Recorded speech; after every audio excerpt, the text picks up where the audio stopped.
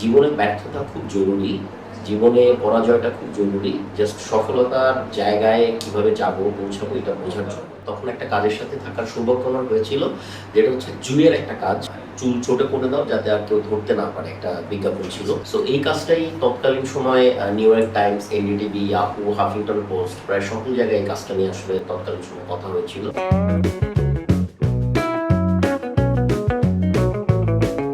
আমরা যখন শুরু করেছিলাম তখন আমাদের মধ্যে যেটা ছিল সেটা হচ্ছে প্যাশনটা ছিল, এবং আমরা পরিশ্রম করার মানসিকতা নিয়ে এখানে আসতাম। যেহেতু অ্যাডভার্টাইজিং এ তেমন শেখার কোনো ইনস্টিটিউশন বাংলাদেশে নেই, সো আমাদেরকে আসলে গুরু বিদ্যা যেটাকে বলা হয়, গানের ক্ষেত্রে যেমন গুরু দরকার রেওয়াজ করার জন্য, আমরা গুরু বিদ্যার উপর পুরোপুরি নির্ভরশীল ছিলাম। তো নির্ভরশীল থাকার কারণে যেটা হচ্ছে যে আমাদের সময় আসলে শুধু এটিএল আর বিটিএল ছিল, তার মানে টিভি বিজ্ঞাপন আমরা লম্বা সময় নিয়ে একটা প্রেস করার মতন টাইম পেতাম। এখন আসলে এত সহজ না। এখন যতই দিন যাচ্ছে, আগে একজন কপিরাইটারকে শুধু ডক ফাইলে গিয়ে একটা গল্প লিখতে পারলেই হতো।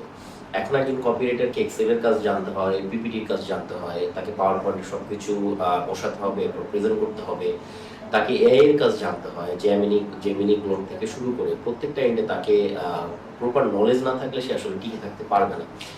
আর আমাদের সময় টেকনোলজি এত দ্রুত পরিবর্তন হতো না, এখন আসলে খুব দ্রুত পরিবর্তন হয়। আমরা 5 বছর আগেও জানতাম না এআই এর মতন কিছু একটা ল্যান্ড করবে, চ্যাট জিপিটির মতন কিছু একটা ল্যান্ড করবে, এবং আমরা এটাও জানি না 5 বছরের মধ্যে আসলে এআই থাকবে কি থাকবে না, মেবি নতুন কিছু আসবে।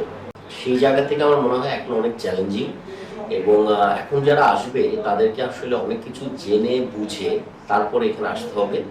এবং অ্যাডভার্টাইজিং আসলে ইটস অল অ্যাবাউট লাইফস্টাইল। যারা ক্রিয়েটিভ সোল, যারা একটা এরকম লাইফস্টাইল চায় যেখানে তারা মনে হবে না যে আমি আসলে চাকরিটা করতেছি, মনে হবে যে আমি এমন একটা কাজের ভিতরে আসলাম যেখানে কাজ করাটা প্রতিটা মুহূর্তে খুব আনন্দের।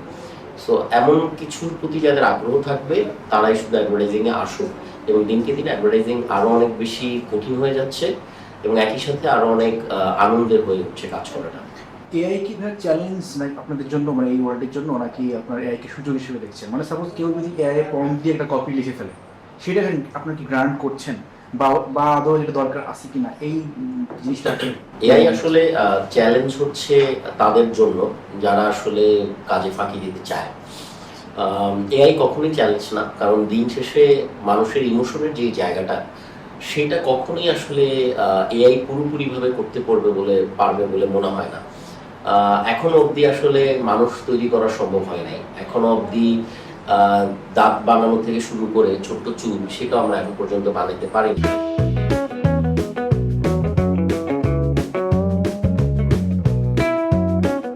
যদি আমি শর্ট কন্টেন্ট, লং কন্টেন্ট দুইটাই যদি আসলে সমানভাবে হ্যান্ডেল করতে পারি, সেটা আসলে সবার জন্য ভালো।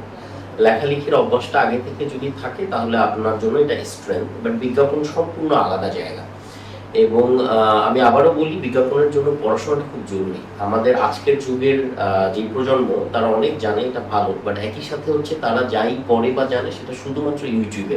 সো ইউটিউবে যে আলোচনাটা হয় সেটা শুধুমাত্র সারফেস লেভেলের এক ধরনের আলাপ, কিন্তু আমি যদি একটু গভীরে ঢোকার চেষ্টা করি তখন আমাকে আসলে আরো জানতে হবে, পড়তে হবে, বুঝতে হবে, এবং সবার আগে বুঝতে হবে যে আমি সবকিছু জানি না। সো আমার প্রচন্ড সীমাবদ্ধতা আছে। তো সেই সীমাবদ্ধতা নিয়ে শেখার ইচ্ছা থাকতে হবে। আমি নতুন যে জয়েন করলো আজকে, একদম হয়তো ফ্রেশার, তার কাছ থেকেও শিখতে পারি, আবার আমি আমার থেকে 10 বছরের যিনি সিনিয়র তার কাছ থেকেও আমি শিখতে চাই বা শিখতে পারি।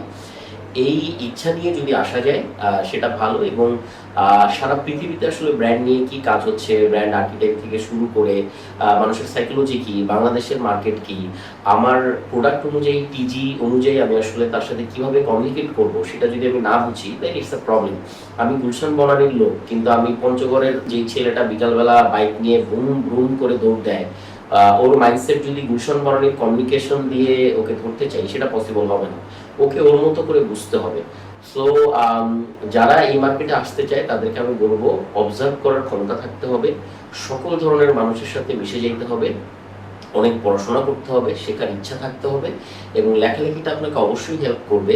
বাট সেইটাকে কিভাবে একটা ফরম্যাটে এনে 30 সেকেন্ডে আপনি গল্প বলে ফেলতে পারেন, বা একটা কপি বলে আপনি একটা লাইন দিয়ে একটা প্রোডাক্টকে কানেক্ট করতে পারেন অডিয়েন্সের সাথে, ব্র্যান্ড লাভ তৈরি করতে পারেন, সেটা শেখার জন্য আপনাকে একটা প্রসেস বা স্কুলিং এর ভিতর দিয়ে যেতে হবে। এবং দ্যাট স্কুলিং হচ্ছে আপনি যখন কোনো এজেন্সিতে কাজ করবেন, করতে করতে করতে করতে আপনি সিনিয়রদের কাছ থেকে শেখা শুরু করবেন।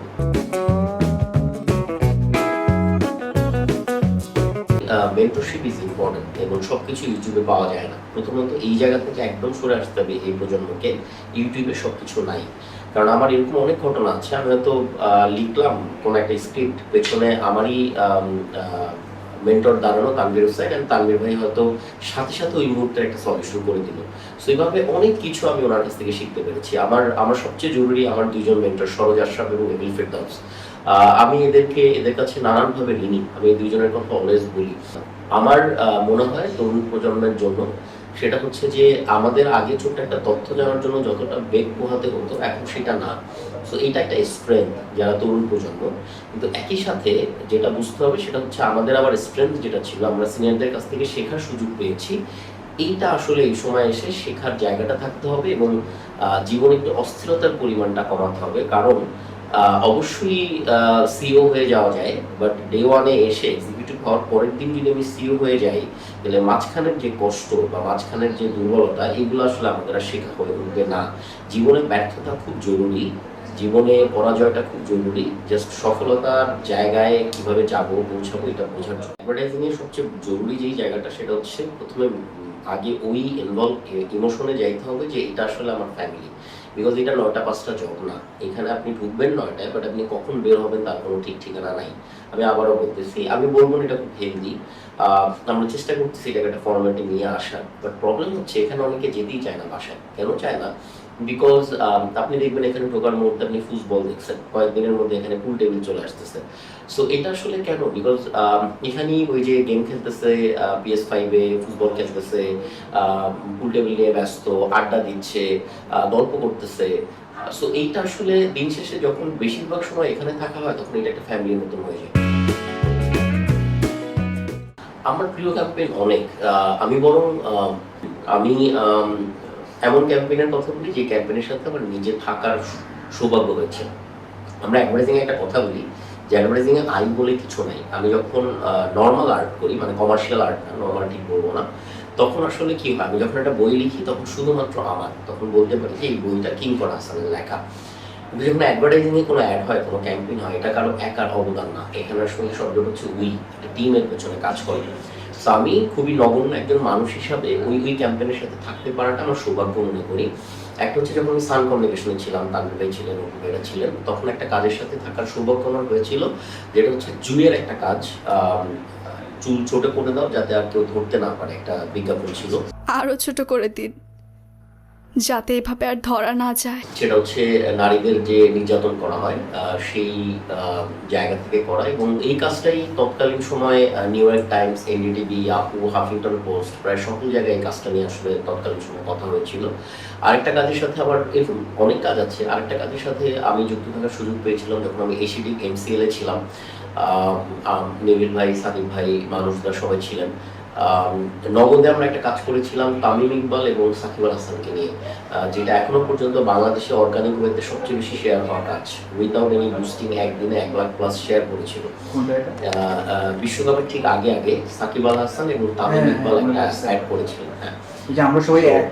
হ্যাঁ, সবাই রাইট। তাহলে হয়ে যাক আরেকবার বাংলাদেশের জন্য ওয়ান মোর টাইম। সো ওই কাজটা আসলে অনেক সবাই মানে খুব দারুণভাবে কাজটাকে আসলে খুব ইমোশন হচ্ছে। আরেকটা কাজের কথা বলবো, ডক্টর মুজাদ চৌধুরীকে নিয়ে আমরা একটা কাজ করেছিলাম ইন্টেলেকচুয়াল ডেতে। উনি তৎকালীন সময়ে চীনমন্ত্রী সম্মেলনে ওনার বাবাকে নিয়ে কাঁদতে কাঁদতে একটা কথা বলেছিলেন। ওই কান্নার ভয়েসটাই সরাসরি হুবহু অরিজিনাল নিয়ে ওর সাথে আমরা ইমেজ বসিয়েছিলাম, এবং ডিরেক্টর ছিল রেহানা মরিয়ম, খ্যাত আব্দুল্লাহ মোহাম্মদ সাদ। আমার এই বাবাটাকে ধরে নিয়ে যাবে আগামীকাল 15ই ডিসেম্বর। সো ওই সময় আসলে এই কাজটা নিয়ে এখনো ওই কাজটা দেখি আমরা 14ই ডিসেম্বর শেয়ার দেয় সবাই, কারণ বুদ্ধিজীবীদের নিয়ে আসলে তেমন কোনো কাজ আমাদের চোখে পড়ে না।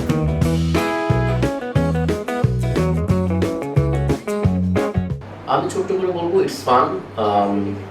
চাকরি করছি এই ভাবনাটা আমাদের কাজ করার কর্মক্ষমতাটা আমাদের কমিয়ে দেয়।